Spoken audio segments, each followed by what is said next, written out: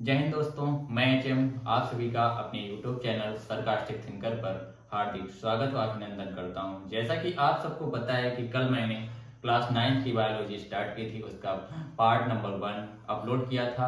आज उसी का पार्ट नंबर 2 करते हैं।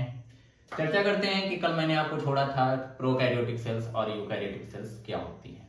आइए जानते हैं क्या होती हैं प्रोकैरियोटिक सेल्स और यूकैरियोटिक सेल्स। प्रोकैरियोटिक सेल्स और यूकैरियोटिक सेल्स। प्रोकैरियोटिक सेल्स में मोनेरा किंगडम आता है और मोनेरा किंगडम में कैसे जीव आते हैं? एक कोष के जीव आते हैं जिसमें बैक्टीरिया, ब्लू ग्रीन एल्गी और माइकोप्लाज्मा। माइकोप्लाज्मा को पीपीएलओ के नाम से भी जाना जाता है। वहीं पे जो यूकैरियोटिक सेल्स होती है उसको दो भागों में डिवाइड किया जाता है। पहला होता है यूनिसेलुलर, दूसरा होता है मल्टीसेलुलर। यूनिसेलुलर यानी कि एक कोष के जीव इसमें आएंगे और इसमें बहुकोष के जीव आएंगे। एक कोष के जीव में प्रोटिस्टा वर्ग आएगा यानी कि यूग्लिना, अमीबा, पैरामीशियम, ये इसके एग्जाम्पल हो जाएंगे। और मल्टीसेलुलर को इन्होंने पुनः दो भागों में डिवाइड किया है। पहला होता है विद सेल वॉल, जिसमें सेल वॉल पाई जाती है यानी कि कोशिका भित्ति पाई जाती है, और दूसरा विदाउट सेल वॉल, जिसमें कोशिका भित्ति नहीं पाई जाती है। फिर सेल वॉल किसमें पाई जाती है? आप सब जानते हो, सेल वॉल आपके प्लांट में पाई जाएगी और आपके शैवाल में पाई जाती है और आपके कवकों में पाई जाती है। आइए जानते हैं कि कौन अब सेल वॉल भी कौन इसमें फोटोसिंथेसिस को परफॉर्म करता है यानी कि प्रकाश संश्लेषण को क्रिया करता है और कौन प्रकाश संश्लेषण को नहीं करता है। उसके आधार पर दो भागों में डिवाइड कर दिया गया है। जो फोटोसिंथेसिस क्रिया करते हैं उसमें ग्रीन प्लांट आते हैं और जो फोटोसिंथेसिस क्रिया नहीं करते हैं वो मशरूम आते हैं यानी कि फंगी आते हैं, कवक आते हैं। और विदाउट सेल वॉल में कौन आ जाएगा? एनिमल्स आ जाएंगे यानी कि आपके जीव जंतु आ जाएंगे। आइए जानते हैं कि किस जानवर के किस पौधे की सेल वॉल किसकी बनी होती है। सेल वॉल जनरली पादपों की जो होती है वो सेलुलोज की बनी होती है। वहीं पर अगर शैवाल की बात की जाए तो हेमीसेलुलोज और पेक्टिन की बनी होती है, जबकि जो कवक होते हैं उनकी सेल वॉल काइटिन की बनी होती है। तो पादपों की सेल वॉल किसकी बनी होती है? पादपों की कोशिका भित्ति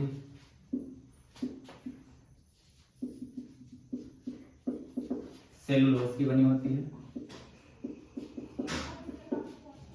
और शैवालों की कोशिका भित्ति हेमीसेलुलोज की बनी होती है।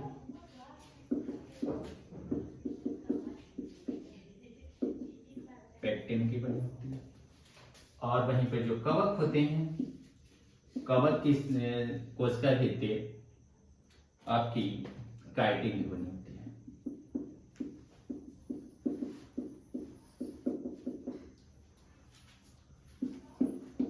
तो ये हो गई आपकी कोशिका भित्ति।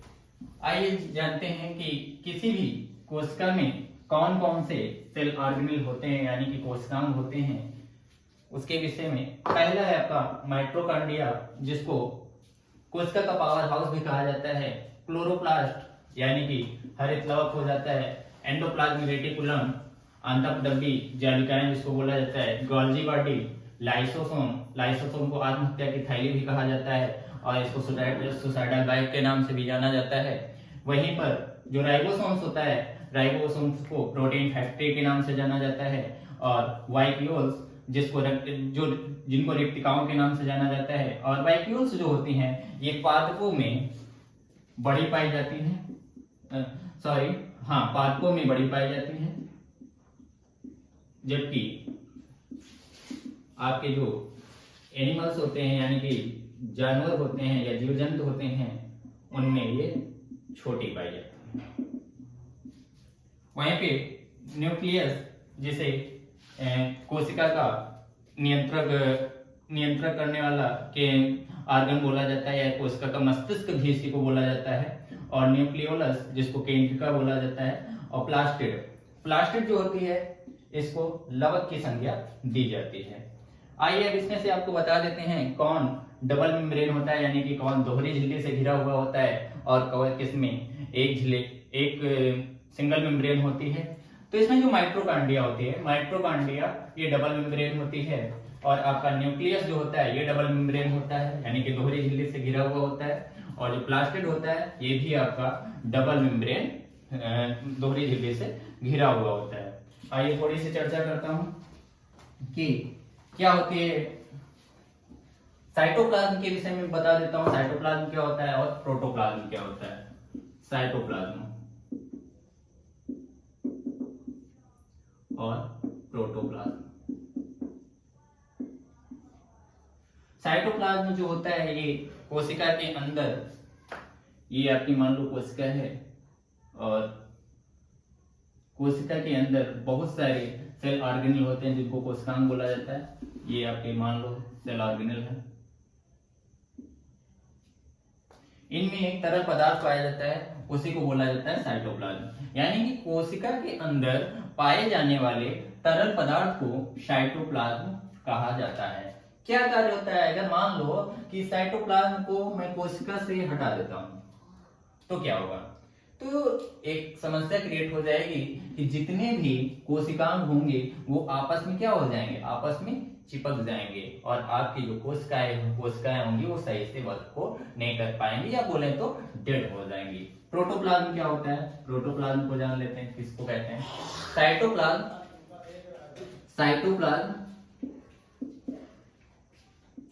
प्लस न्यूक्लियोप्लाज्म, दोनों का मिला जुला रूप आपका प्रोटोप्लाज्म कहलाता है। दोनों इंपॉर्टेंट हैं। साइटोप्लाज्म क्या होता है, कोशिका के अंदर पाए जाने वाले तरल पदार्थ को साइटोप्लाज्म कहा जाता है। प्रोटोप्लाज्म क्या होता है, साइटोप्लाज्म तथा न्यूक्लियोप्लाज्म दोनों को जब मिला लिया जाता है, दोनों का मिला हुआ रूप क्या कहलाता है, प्रोटोप्लाज्म कहलाता है। आइए थोड़ा सा आपको प्लास्टिड के विषय में जानकारी दिलाते हैं। प्लास्टिड क्या होता है। प्लास्टिड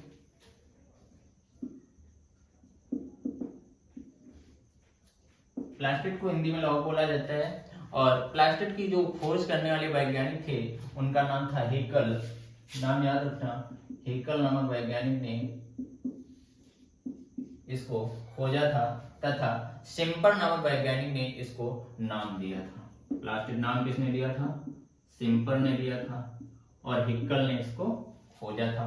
प्लास्टिड होते कितने प्रकार के होते हैं, प्लास्टिड आपके जनरली 3 प्रकार के होते हैं। पहला होता है ल्यूकोप्लास्ट, दूसरा होता है क्रोमोप्लास्ट और तीसरा होता है क्लोरोप्लास्ट। कौन कौन से, ल्यूकोप्लास्ट, क्रोमोप्लास्ट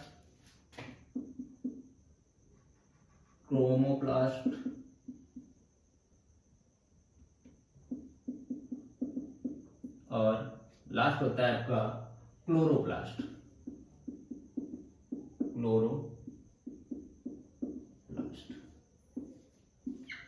ल्यूकोप्लास्ट, क्लोरोप्लास्ट और क्लोरोप्लास्ट। ल्यूकोप्लास्ट को आवर्डी लवक के नाम से जाना जाता है और जो क्रोमोप्लास्ट होता है उसको वर्डी लवक के नाम से जाना जाता है।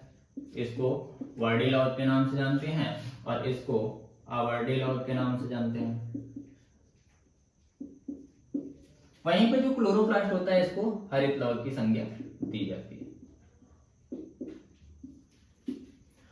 अब यहां से क्वेश्चन पूछा जाता है कि जो ये आवर्डी लवक कहां पे पाया जाता है और वर्डी लवक कहां पे पाया जाता है और हरित लवक कहां पे पाया जाता है। तो आवर्डी लवक जो होता है ये जनरली आपका जड़ों में पाया जाता है, जड़ों में और तनों में पाया जाता है। एग्जाम्पल ले लेते हैं। फॉर एग्जाम्पल लो, जैसे आलू में कैसा लवक पाया जाता है, तो आलू में आवर्डी लवक होता है। वहीं पे जैसे पूछें कि मूली में कैसा लवक पाया जाता है, तो मूली में आवर्डी लवक पाया जाता है। वर्डी लवक क्या होता है, वर्डी लवक यानी कि आप जो प्रकृति में विभिन्न प्रकार के फल देख रहे हो, सब्जी देख रहे हो, उनमें जो कलर होता है, जैसे लाल रंग हो गया, टमाटर का लाल रंग लाइकोपीन के कारण होता है। गाजर का लाल रंग किसके कारण होता है, कैरोटीनॉइड्स के कारण होता है। वहीं पे जैसे एक एग्जांपल लेते हैं, गाजर का गुलाबी रंग किसके कारण होता है, वो ज़ैंथोफिल के कारण होता है। तो ये आपके वर्डी लवक में आ जाएंगे। हरित लवक में यानी कि इसका कार्य होता है कि पौधे की पत्तियों को हरा रंग दिलाना। पौधे की पत्तियों को ही नहीं, बोले तो पौधे के जो तने होते हैं उनको भी ये हरा रंग दिलाता है। और हरित लवक में, हरित लवक को पुनः क्या बोला जाए तो हरित लवक जो होता है, हरित लवक में जो पिगमेंट्स पाया जाता है उसका नाम होता है क्लोरोफिल। क्लोरोफिल जिसको बोला जाता है पर्णहरित। पर्णहरित। आइए चर्चा कर लेते हैं क्लोरोप्लास्ट और क्लोरोफिल में। थोड़ा सा आपको डिफरेंस बता देते हैं, क्या होता है क्लोरोप्लास्ट और क्या होता है क्लोरोफिल। क्लोरोप्लास्ट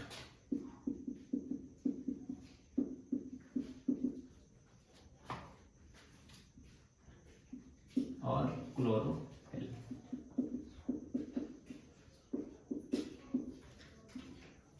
क्लोरोप्लास्ट जो होता है ये एक सेल ऑर्गेनिल है, यानी कि कोशिकांग है। ये एक कोशिकांग है। ये एक पिगमेंट्स है, यानी कि ये एक लवक है। ये एक लवक है। क्लोरोप्लास्ट में किसी भी प्रकार का डीएनए नहीं पाया जाता है।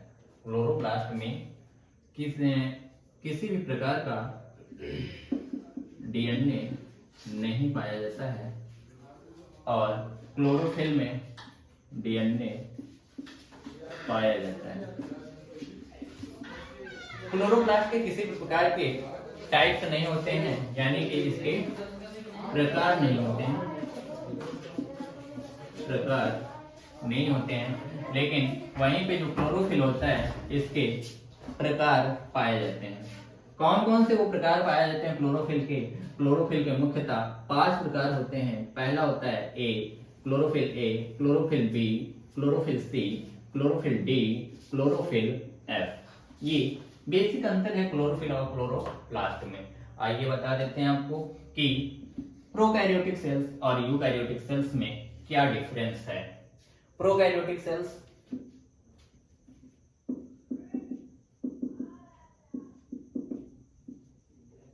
कोशिकाएं और यूकैरियोटिक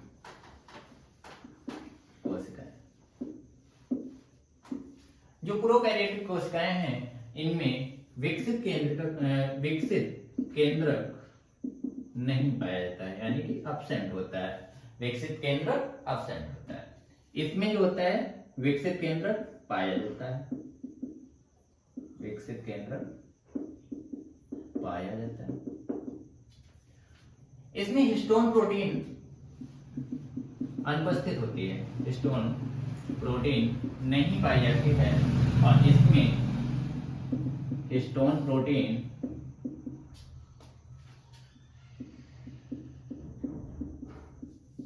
पाई जाती है। इसका जो डीएनए होता है, प्रोकैरियोटिक का डीएनए ये वृत्ताकार होता है, यानी कि सर्कुलर में होता है। और यूकैरियोटिक का जो डीएनए होता है ये द्विकुंडलित होता है। द्विकुंडलित होता है। प्रोकैरियोटिक सेल्स में राइबोसोम्स पाए जाते हैं, वो भी किस प्रकार के? 78 टाइप। और इसमें जो राइबोसोम्स पाए जाते हैं वो 80 इस प्रकार के पाए जाते हैं। ये कुछ बेसिक अंतर है प्रोकैरियोटिक सेल्स और यूकैरियोटिक सेल्स में। अब यहीं पे आपको बता दूं कि प्लांट सेल्स, एग्जांपल लिख देता हूं कि प्रोकैरियोटिक सेल्स में कौन आएगा और यूकैरियोटिक सेल्स में कौन आएगा। प्रोकैरियोटिक सेल्स में आपका साइनोबैक्टीरिया, यानी कि जिसको नील हरित शैवाल, नील हरित शैवाल बोला जाता है, इसी को साइनोबैक्टीरिया ब्रैकेट में लिख लेना, साइनोबैक्टीरिया। साइनोबैक्टीरिया, माइकोप्लाज्मा, प्लाज्मा, ये आपके प्रोकैरियोटिक सेल के उदाहरण हो गए। यूकैरियोटिक सेल में याद रखना, जैसे आपका यूग्लिना, अमीबा,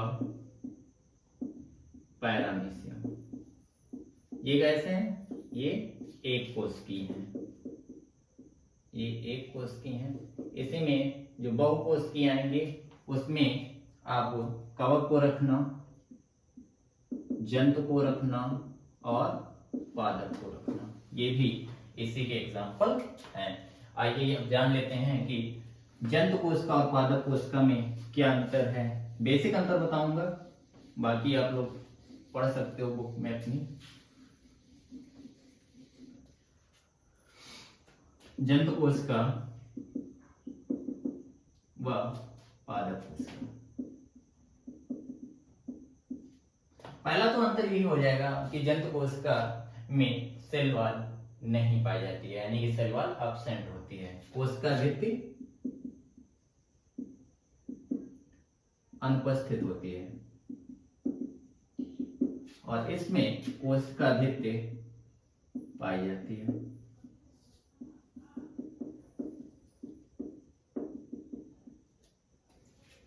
जंतु कोशिका में सेंट्रोसोम्स पाया जाता है, सेंट्रोसोम्स पाया जाता है।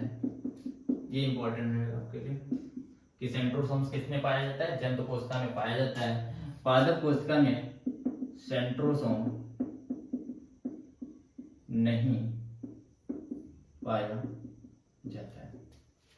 जंतु कोशिकाएं जो होती हैं वो सेल्फ डिपेंडेंट नहीं होती, यानी अपना भोजन स्वयं नहीं बना पाती हैं। उसमें एक्सेप्शन याद रखना कि अमीबा, युगलिना को छोड़कर ये अपना भोजन स्वयं नहीं बना पाती हैं।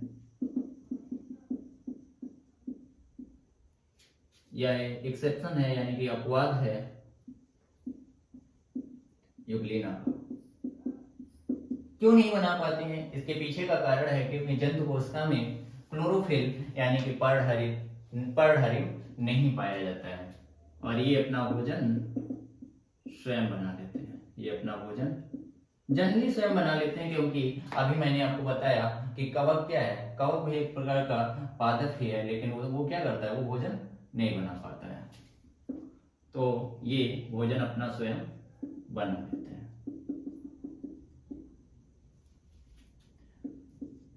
क्यों बना लेते हैं, इसमें ये पॉइंट याद रखना कि इसमें क्लोरोफिल पाया जाता है और इसमें क्लोरोफिल पाया जाता है, इसमें क्लोरोफिल नहीं पाया जाता है। जंतु कोशिका में वैक्यूल्स क्या होती हैं, यानी कि रिक्तिकाएं बड़ी होती हैं। सॉरी, जंतु कोशिकाओं में रिक्तिकाएं छोटी होती हैं, रिक्तिकाएं छोटी होती हैं और पादप कोशिका में रिक्तिकाएं कैसी होती हैं, बड़ी होती हैं। रिक्तिकाओं का कार्य क्या होता है, रिक्तिकाओं का कार्य होता है पानी को निकालना, और पानी किसमें ज्यादा पाया जाएगा, पादप बड़ा होता है, इसलिए रिक्तिकाएं उसी में बड़ी पाई जाएंगी। ये हो गया आपका। तो ये रहे जंतु कोशिका और पादप कोशिका में अंतर।